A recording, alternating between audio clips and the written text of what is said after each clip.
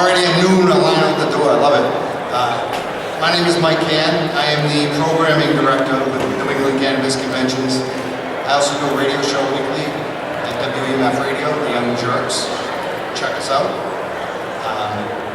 I'm also a writer with Dig Boston, Greenleaf Magazine, some other publications. Weekly Dig Boston, Luncher.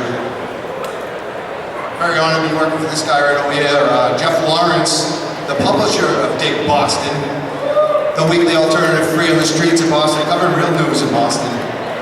Supporting the marijuana movement, the only print publication in Boston that you will find that has an editorial policy that supports marijuana reform. So let's hear it for Dig Boston. Honest media. The People's side is heard through Dig Boston Weekly, so very honored to be here. We're going to take a quick break. I know we're just getting started here, but I just want to make sure everyone is aware what's going on. It's a little past 1 p.m., but we're waiting for a panelist to hopefully show up. She's a medical patient. She's running a little late. Hopefully she does make it on time. Because of that, we're just going to take a quick break and hopefully give her a few minutes to get up here. And we're going to start this Rhode Island Caregiver Cultivation panel. It's actually going to be moderated. I know it says my name, but I'm going to moderate some other panels today. It's moderated by a very special person that I'm very happy to have up here today, Ellen Brown, right there, from New England Grassroots Institute. And it's definitely going to feature someone I've known for a long time who I like. I've always known her as Providence Paula. She's from Providence, she's a great person. I'm very happy to have her here today. She's already here, she's standing right over there. We're gonna have her come up in a few minutes. And hopefully Donna Hackett, Rhode Island medical marijuana patient, as I said, the mom, and her son, Robert Marcelonis, who is a licensed Rhode Island caregiver for his mom. So this is a family that is working together to help the mom save her life. And hopefully they'll be able to tell their story today. So that's why we're going to pause for a few minutes and hopefully get them up here and get them up on stage. So hang tight, don't go anywhere. And anyone in the background, come on in. We're about to get this program started today. Before I take an exit, I want to hear from Providence right now. I want to hear from Boston. Let's hear from Providence first. Rhode Island. And Massachusetts too, because I know there's a lot I'm from Massachusetts, a lot of Massachusetts people here today. Let's hear from Boston. And New Jersey, you see the New Jersey Weed Man, he's got his vehicle out there. Wayne, from New Jersey is here today. Let's hear from New Jersey. Yeah. And any other states, we want to hear where you're from. This is an East Coast convention today. We're all together. We're going to talk all about the different states, not just Rhode Island, but definitely big on Rhode Island today, but all of us together. How we're changing things, how we can continue to change things, how we can make things better for ourselves, just like we've been doing. And that's what this event is about today. And sit tight, because those guests are all here and they're all upcoming in moments. So I'm going to take a quick break and get everyone up here. Let's get this going. Let's hear it again for Providence. Louder! I'm with the New England Grassroots Institute. I want to thank you all for coming.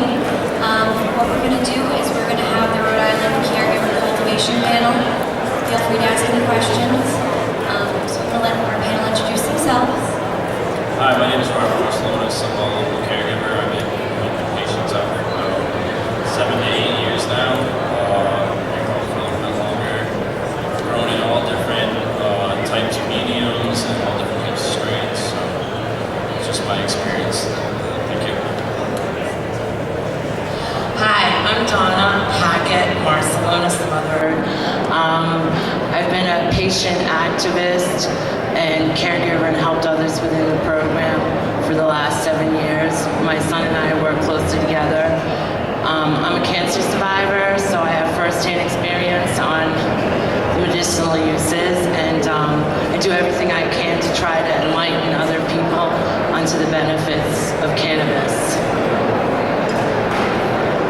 Hello everyone, my name is Paula, and I am a Rhode Island caregiver. Like Donna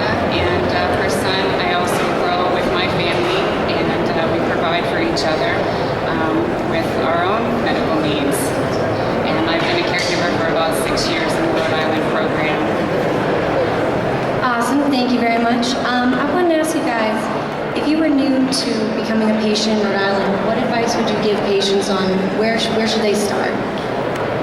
Like where should they go to get a doctor? Like who should they talk to? I would start by talking to their regular primary care physician and seeing how they feel about it. There's all different resources. Right now we're at a point where there's so many awesome online patient groups. You can find out a lot of information just from Facebook on what doctors are more pro-cannabis and, you know, not have to go through the rigors of trying to convince a doctor that isn't up to speed. But you can use the local groups as well. All the groups can help you find the right links or the right people to go to start being a patient. There are a lot of great online resources. Here today is one of the great resources that you guys have to be able to learn about this, because it is somewhat of an underground movement that we have going on here. It is sometimes difficult to find a caregiver in the program, so it does take some work, and you start with your regular physician. It's so important that people try to educate their physicians as much as possible to this as medicine. A lot of the physicians weren't taught about marijuana as medicine. If they graduated from medical school before 1990, they absolutely know nothing about the endocannabinoid system. So it's very important that we, the patients, educate our physicians. Thank you. And as a new patient, what do you recommend? Do you recommend starting to grow for yourself, going to one of the collectives, looking to a caregiver? I would say if you can grow yourself, it is a great thing to do. I mean, you get to see every step of your medicine being produced and get to tailor it exactly to your needs. Otherwise, there are dispensaries now where you can go and try out pretty much anything you would ever want to try out. And the local caregiver system is very good too, but it's important to find somebody that you can trust and someone you believe can actually provide you the medicine on a regular basis. Well, I'm a staunch believer in the caregiver system because I happen to have the best caregiver in the state of Rhode Island. Gave birth to him. But I have also seen the way certain caregivers like Paula, we actually once signed up to be on a dispensary together. We care about our patients. It's not just a hello and a goodbye. We're there to ride out the storm. As a cancer survivor, my son and my family has seen firsthand the black hole that you get sucked into of pain and just not knowing what your next day is going to be like. They know of watching a person that was strong to them just fall apart. So there's that, not just sympathy, there's empathy. You know what other sick people are going through. So I personally favor the caregiver system, but I love the fact that there's options now, and I hope everybody does what they can do at the polls to protect our options. It is very important to protect our options. We actually need more options in Rhode Island. We need more resources for patients. We need more caregivers in the program. We need more dispensaries. Recently, Rhode Island just tried to put up a bill to limit grow facilities to 2 cultivation centers in Rhode Island, where they would produce all of the medicine for all of the patients in the state. And if something were to happen to one of those 2 cultivators, that would severely jeopardize a lot of patients' medicine. So this is something to be very serious about, and it is very important that your legislators know how you feel about this. Thank you. For patients out there that can't necessarily afford their own medicine, is there anything set in place right now where they can go to get something? That again comes to the point where finding a good caregiver. Often caregivers that can produce enough medicine to take care of their patients' needs and their own needs will have some to donate. I know I've donated to patients the whole time I've been growing. It's a very important part of our program, and just the basic feeling of helping somebody who really needs it and has nothing to give back is a great thing.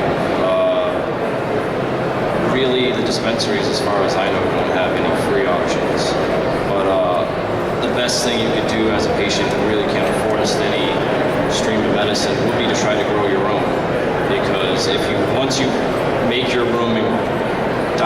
system, it's an extremely efficient way to produce medicine. And if you do it right, you should never run out of medicine and be able to produce it at a very low cost. I know, I never run. There again, I say the caregiver system. Big businesses don't have codes. People have codes. Codes of honor, codes of morality, codes of humanity, codes of compassion. The Rhode Island program has been built on the basis of hope and compassion. That's how Senator Slater wanted it. And most of us who honor our positions as caregivers and have learned to actually impact other people's lives in a healthy and healing manner,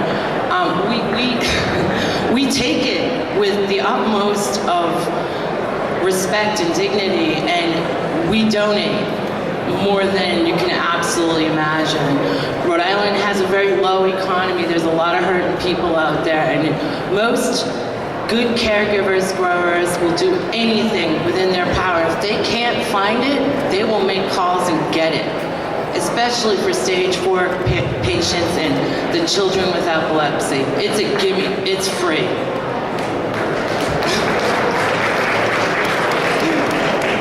Here in Rhode Island, we've actually had the caregiver program since 2006.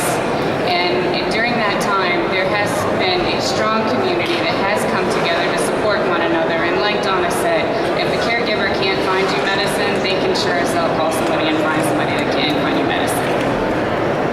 Awesome, thank you guys.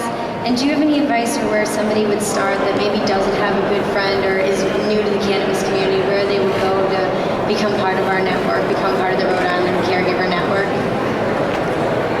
There's a few organizations that do help you find caregivers.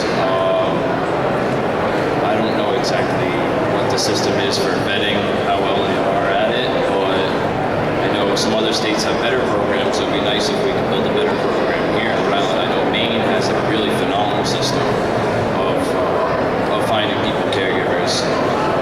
We're working on that in Rhode Island. There is a very strong base of caregivers right now. But otherwise, a lot of people will go to family. Like, who else can you trust more than family? So it's another great thing that's come from our whole movement is families taking care of families and bonding over the plant. Like, I don't really see anything wrong with that.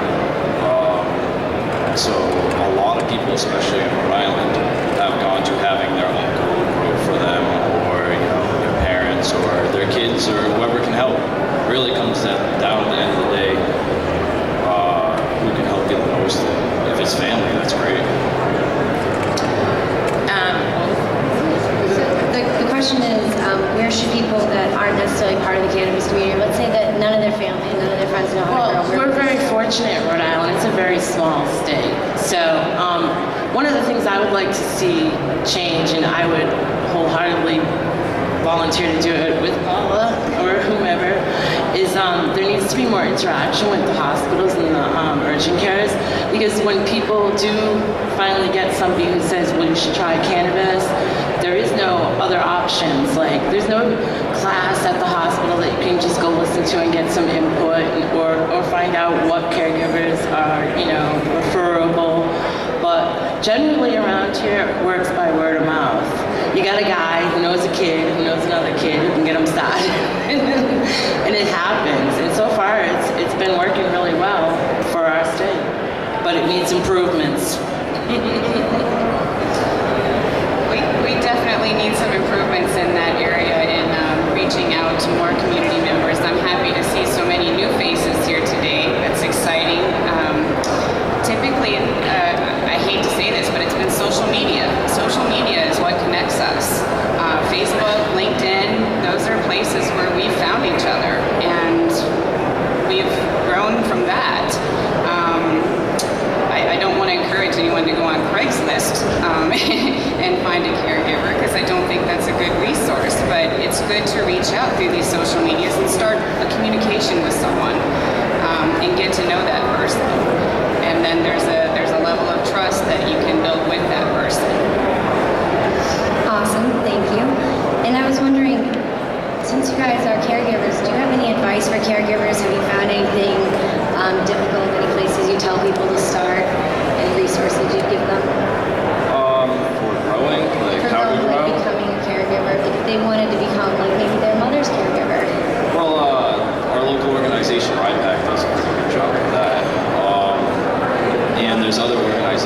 around grow clubs, by word of mouth, or like she just said social media. Nick University. There's a lot of new schools popping up. It's a very good way to learn. Otherwise, you can go through the tried and true way of learning through forums online. And the best way to learn how to grow is to grow. Just like anything, experience builds the best character. So it's all trial and error. A lot of people, especially, get their first couple of grows under their belt and they feel like Superman, and then something bad happens. Like spider mites or something like that, nutrient deficiencies. So it is a learning experience. Every person starts learning how to grow. No matter what you tell them, they have to go and learn it for yourself. So don't be afraid to try new things, new techniques, and really listen to what your plants are telling you, because if you listen right, they're going to tell you everything that they need. I also think a lot of the side businesses that have popped up from the caregiver system. There's so many incredible grow shops in this state, and where we used to have to say, "Can you help me with my tomatoes?" We now can actually say, "I'm starting a grow for a cancer patient. Can you help me?" And generally, you will always find the most helpful people. They will tell you anything, or they'll hook you up with someone local who might come by and check on it. We all like to work together because that's how the patients get taken care of. I forgot the question. That's okay. As a caregiver, if you found anything difficult, what would you give, what kind of advice would you give to a new caregiver? I would first start to read. There are a lot of books out there on growing, and first you determine what style of growing you want to do. If you want to do soil, soilless, what you want to do, and then from there are so many books out there written by some incredible authors. Ed Rosenthal. Over in Massachusetts, we have a new university that just opened up, the New England Institute of Cannabis. They're educating patients and caregivers on how to grow and provide for patients. But start to read. Go online. There are a lot of books out there about the subject of marijuana. High Times is always really helpful. It's cliche, but it's true. It's true. A lot of us got our first tips from High Times. Guilty. And then how do you guys feel about the patient-caregiver limits? Like Rhode Island, caregivers can only have 5 patients and patients can only have 2 caregivers. Do you feel like there should be any limits? I'm not a big fan of limitations or regulations. It does get a little outrageous though when people are trying to grow 100-plant gardens next to a school or whatnot. But the way our regulations are set up right now, if you do everything by the numbers, you should be able to produce a good amount of medicine for your patients and have it be fairly cost effective.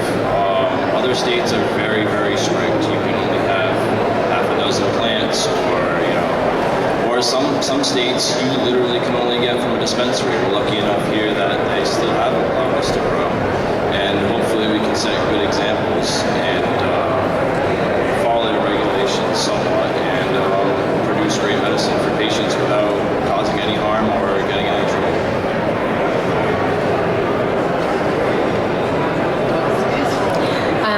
So the question is, there's limits. Like you can The regulations, regulations. Well, we've had a fight every way in the 6 years I've been doing this. We've always had to go fight something. Like he said, if you are a good grower, 12, 24, you can produce a decent amount of medicine for patients without overwhelming yourself. Because if you're a good caregiver, you also want to give them that one-on-one care and help them through their illness. So I think that we all have to work. I think there's a real lack of communication between groups and between the government about how to better it for patients and transcend into legalization, because let's face it, that's knocking at the door. So it's coming, and I just think that they need to reach out to us, the people who have lived it, who want to keep a program preserved that has limits that can help those people who rely on free medicine, because no big pharma, no any other entity is going to supply that much free medicine. And this state gets a lot of free medicine. Thank you. I don't agree with the limitations. I think we are fortunate in Rhode Island that we do have the limitations that we do. We do have more than most.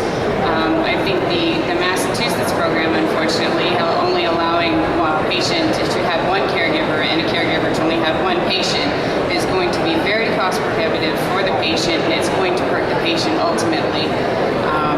But I don't believe in regulation, or not regulations, but limitations in that respect. I think Denver did a great job when they opened up the recreational market. They gave licenses to 300 shops. The free market actually works if you let it. And that's what is needed. You know, we need more.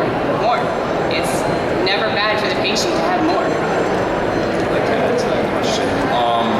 Also, I'd like to add for newer caregivers, not to be scared off by the plant limitations, because cannabis is one of the most flexible agricultural plants on the planet. Just because you're stuck to growing these 12 plants doesn't mean that you can be stuck to that amount of weight or yield or potency. There's thousands of varieties of cannabis, and many of them, especially now, are bred higher yielding plants. So it really comes down to how you want to grow the plants, not necessarily a structure of if you grow this many plants, this is how much you're going to yield. If you take that same 12 plants and branch them out correctly and give them adequate lighting and other conditions, you can yield a lot of medicine. So don't be scared by numbers. If it doesn't seem like it's working out, then look at it a different way and you should be more successful.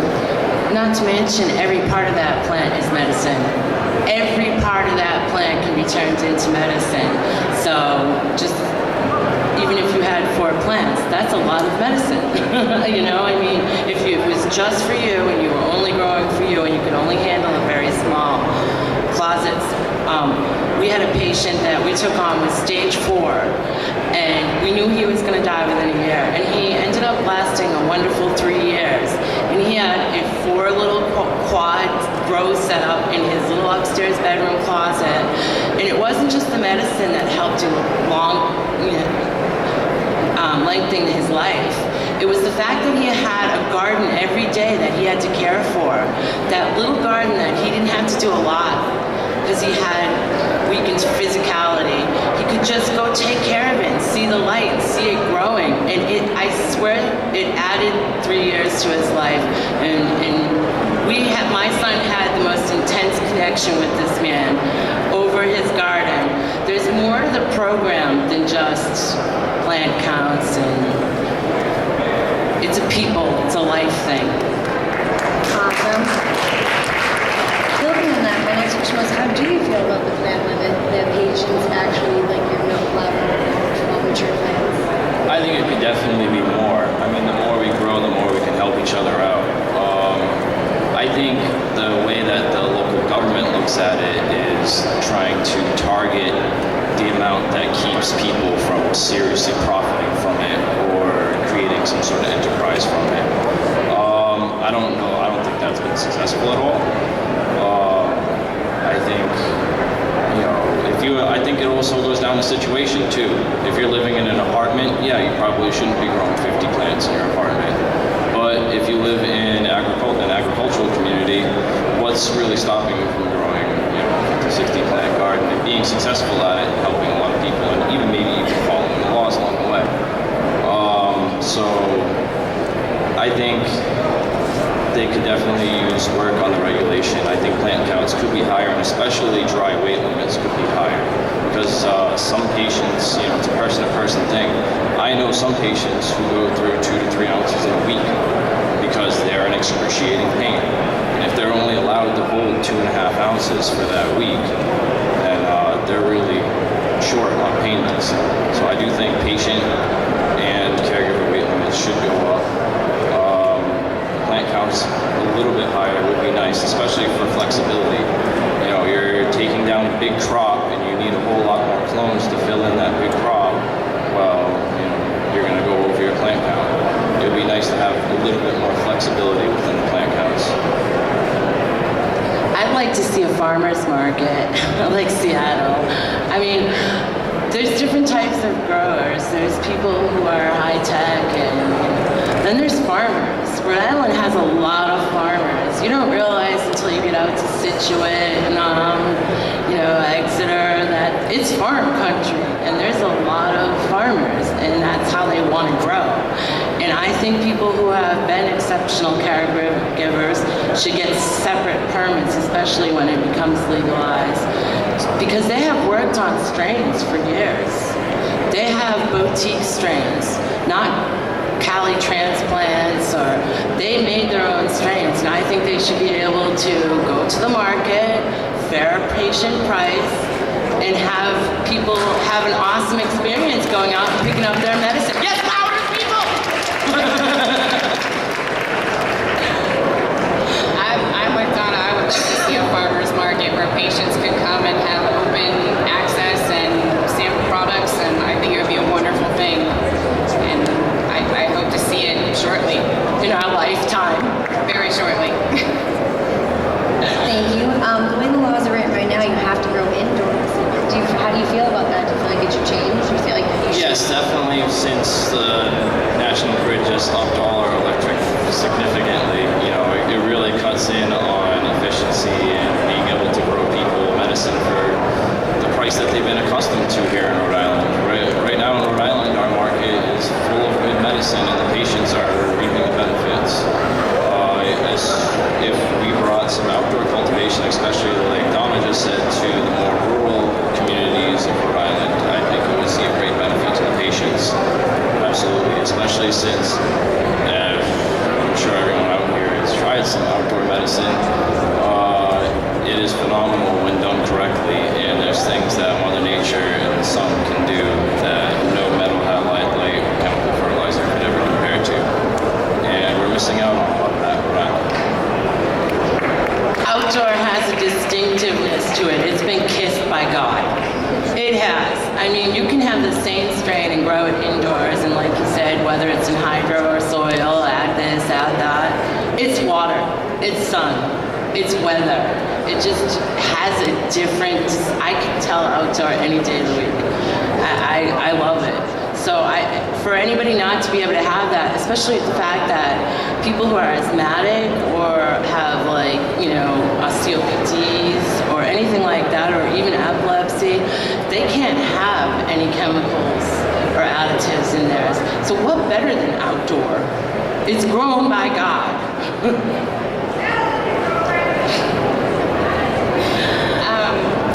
I'm a strong believer in no chemicals being used in the garden, because I think somebody who has a weakened immune system is not a wise idea for them to be ingesting further chemicals that we don't have studies on to let us know what they're doing to those patients.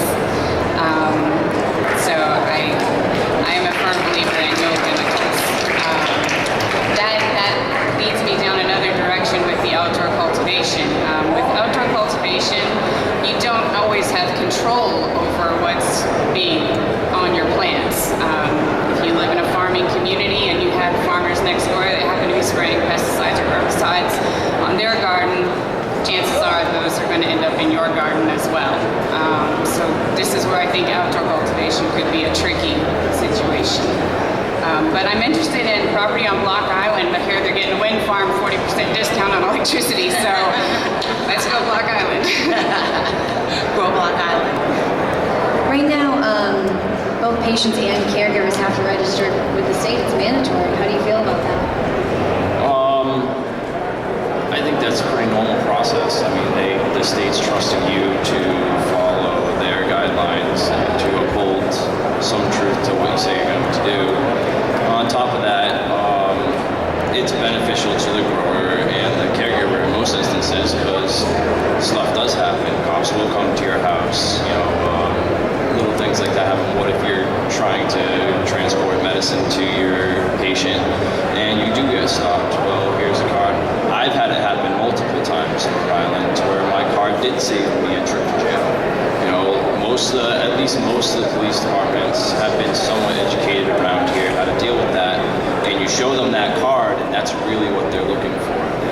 see that card. See that card, they're sending you home, okay? Yeah, I've even had a cop stop me, a simple traffic stop, and we started a whole conversation about it because someone in his family was benefiting from it. He had immense respect for what I was doing, sent me along my way. So it is important to get your card if you are concerned about that, that kind of thing. As of right now in Rhode Island, we don't, although we have registered cards, it's not registered to the police departments, it's not public knowledge, so no one's going to come knocking on your door and say, hey, I heard you have a weed card. So as of right now, system's working. The state police in our area have been trying to get a database for quite a while, and we have been successfully fighting that off. As of right now, if you get a card, the health department's the only people to know about it, and that's protected by law. So if you have the will to go get a card, I would highly recommend it. I think it's like HIPAA rights. It's your personal right to disclose whether or not you're a caregiver or a patient. It does open you up to a lot of outside forces, and I think that should be protected. I think the less people that know what you're doing, the safer your garden is, the safer your home is, the safer your patient's needs are. I don't think that there should be a registry unless, like Paula said, you're growing for the state. It's a large-scale operation for the upcoming legalization. Otherwise, I think your rights should be protected. I don't think there's enough being done right now in the state of Rhode Island to protect caregivers' rights.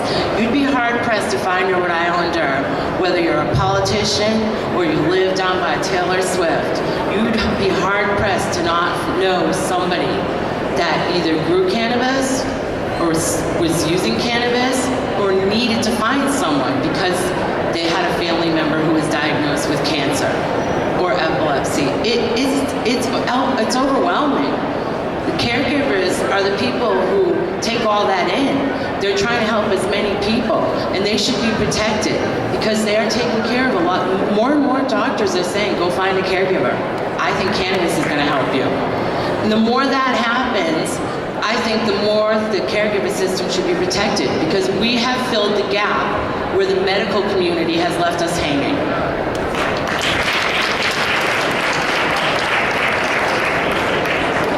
I think personally we should just legalize it and be done with all of this. I don't think there should be a patient registry. I think that it's a violation of HIPAA to have to put your name on a registry to be able to either cultivate or consume cannabis. I think that's not acceptable.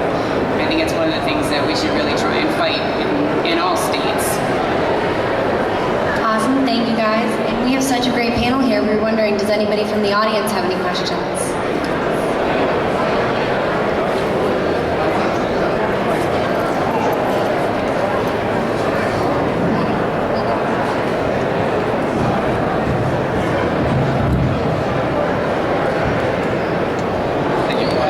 Yeah, this is more of a business question. George Samusky, I'm from Pennsylvania.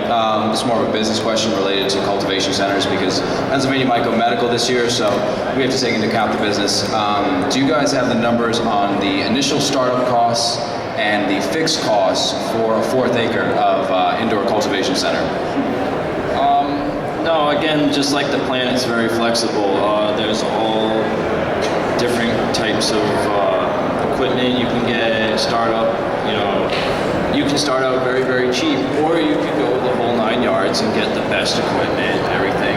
It's been my experience that the better equipment is the thing to invest in. It's just like investing in anything, a car, a house, or anything. If you get good material, if you start up good, use good materials, you're more likely to have a great product time and time again. So it's worth to go through, cross all your T's, dot all your I's, and really try to start a real good system. Do you have specific numbers?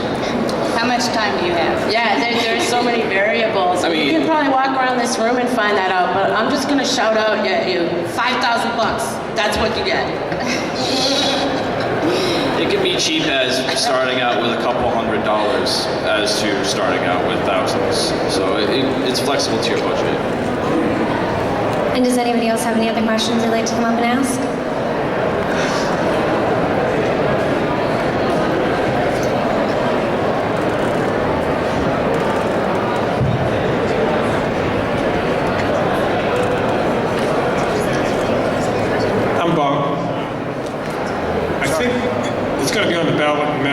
next year. What will that mean? I mean, yeah.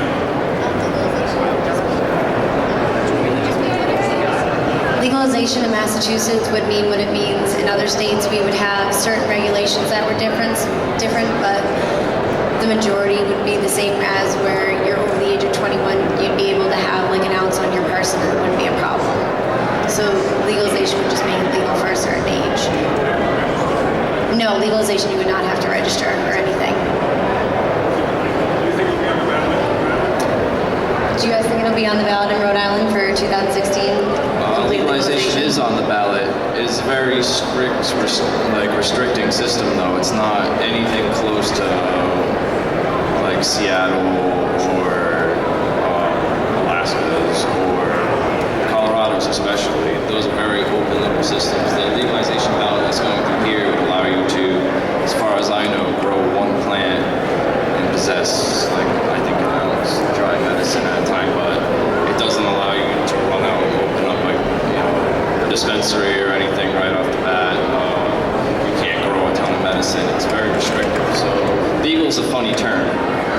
To me, legal really means control, not freedom. So if as a voting public, I would do my part to look through every initiative that involves legalization, because the devil's always in the details, and they might not be giving you as much freedom as you think. Currently, Rhode Island has a tax and regulate bill on the slate for to be voted on this year.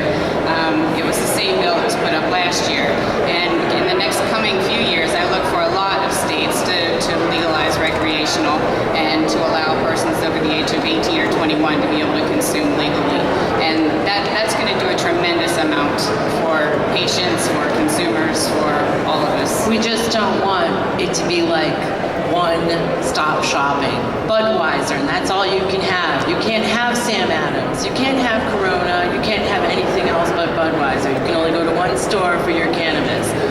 No, that will not fly in Rhode Island. I don't think that will fly in Massachusetts. Don't even try that bill. Awesome. Does anybody else have any questions they'd like to come up and ask?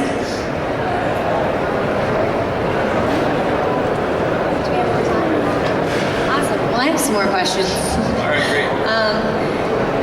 How would you recommend that patients get involved in Rhode Island? Like, a lot of what happens because of patients getting involved, patients wanting change. I went to the protest that we had down at the State House. I saw you guys there. It's great when things happen. How do you recommend that patients hear about these events, get involved in these events? Social media has been the #1 connector of patients recently. We do have meetings here. RIPAC has meetings. There's a couple other organizations that have meetings that are pretty upfront with what's going on, send you emails. But I guess the key is just to be vigilant and really, put an effort in trying to connect with everybody. And, that's how it's worked so far. And a lot of the shops, the shops where you get, your apparatuses and the grow shops, they're all meeting areas for people to get information. They'll tell you what's upcoming, especially if you ask.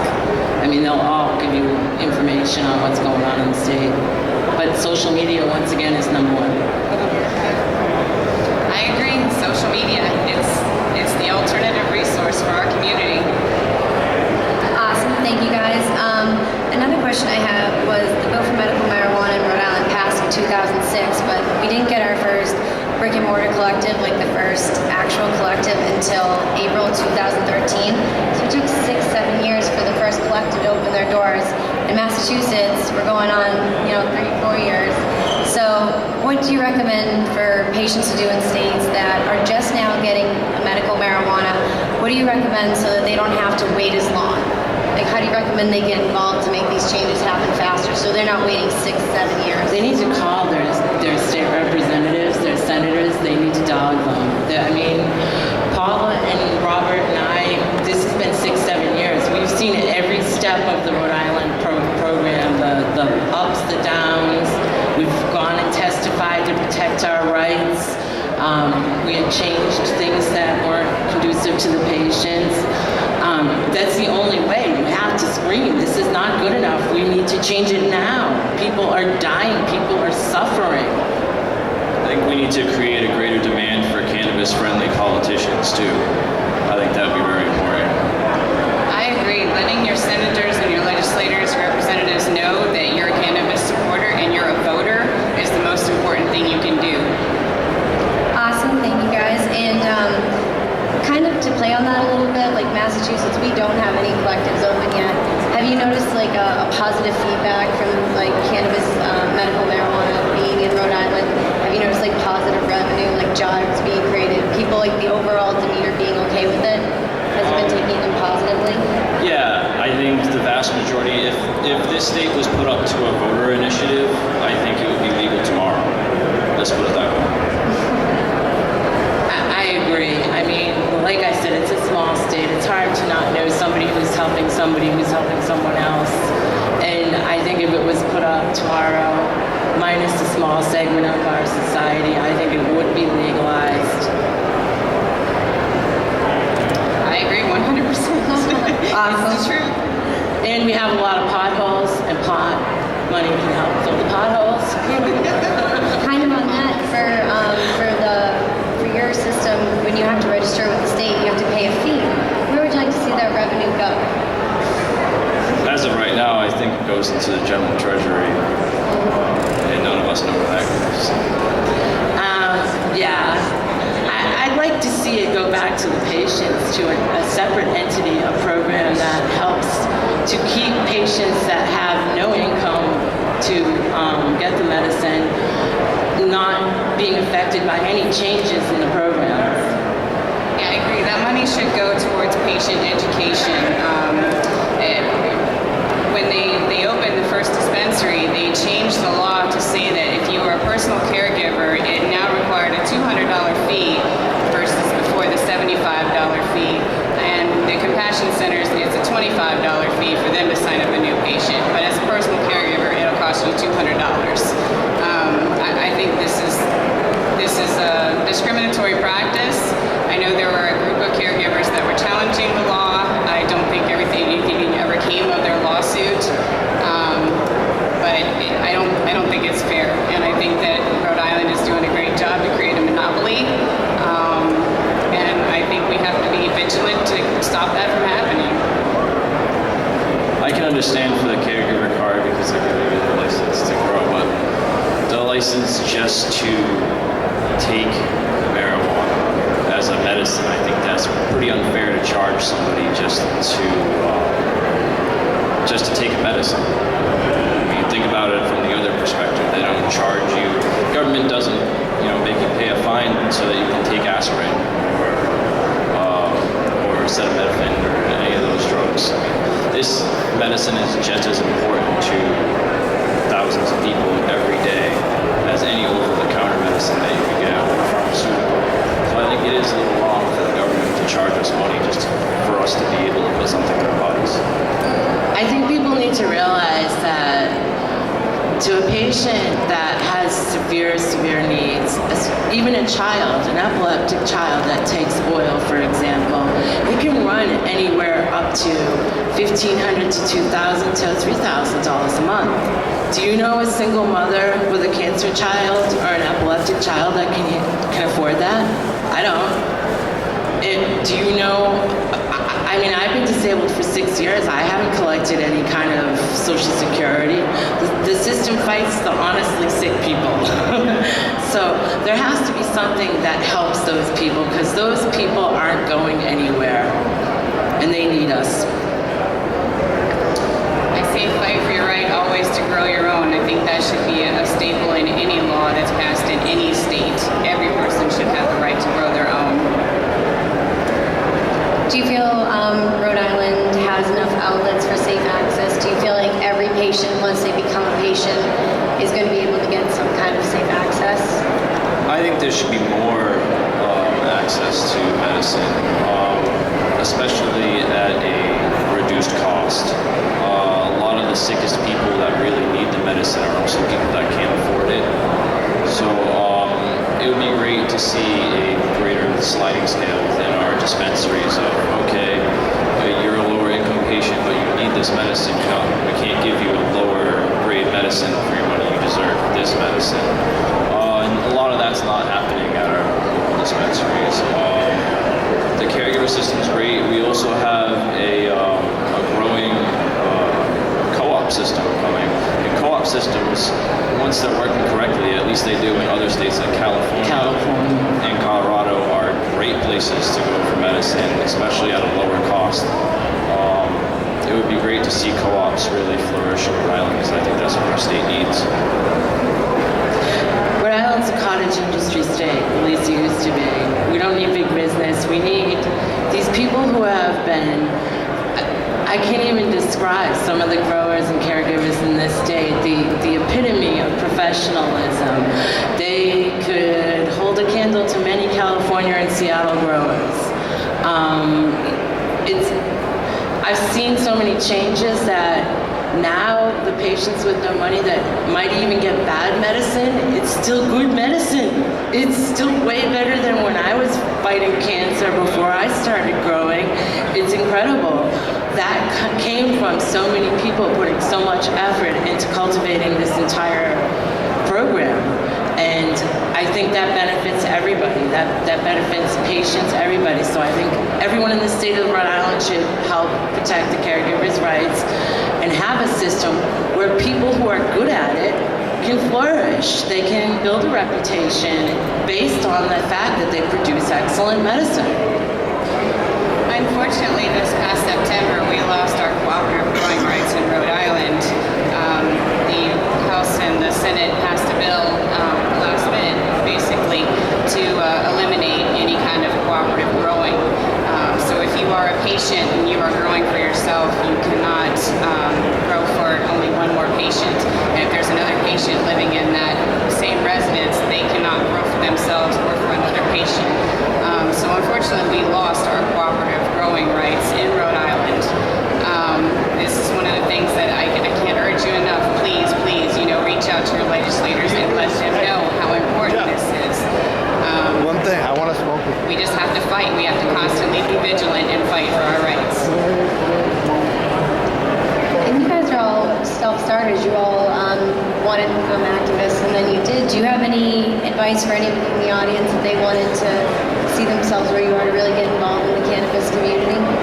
Yeah, I think it's a real, really just got to get out there, volunteer at things, really go out there and meet. There's a lot of great people in our community, and they're really not afraid to meet new people and work with you. So all help is always appreciated, and if you show up to things with a smile on your face and a good attitude, things are going to come your way. Look at all the names on the panels today, and then go friend request them on Facebook. You'll find out everything you need to know. That's it. That's it. Thank you, guys. Thank you so much for coming. Thank you, Bob. Thank you, Paula. Thank you, Donna. Thank you guys for coming Thank you very out. much for listening. Thank you very much. And don't go anywhere. I mean, we got more panels coming up right now. We're going to bring up some other people. But let me just give it out right now. Providence Paula. Let's hear it for Providence Paula. Donna Hackett over here. She's a mom, survived cancer. Her son grew for her, Robert. And from New England Grassroots Institute, you can go to college about weed. Over here, another college in Quincy, Mass. Ellen Brown, let's hear for Ellen Brown. She's also on the show that I do every week, Saturday, The Young Jerks on EMF Radio. Check us out.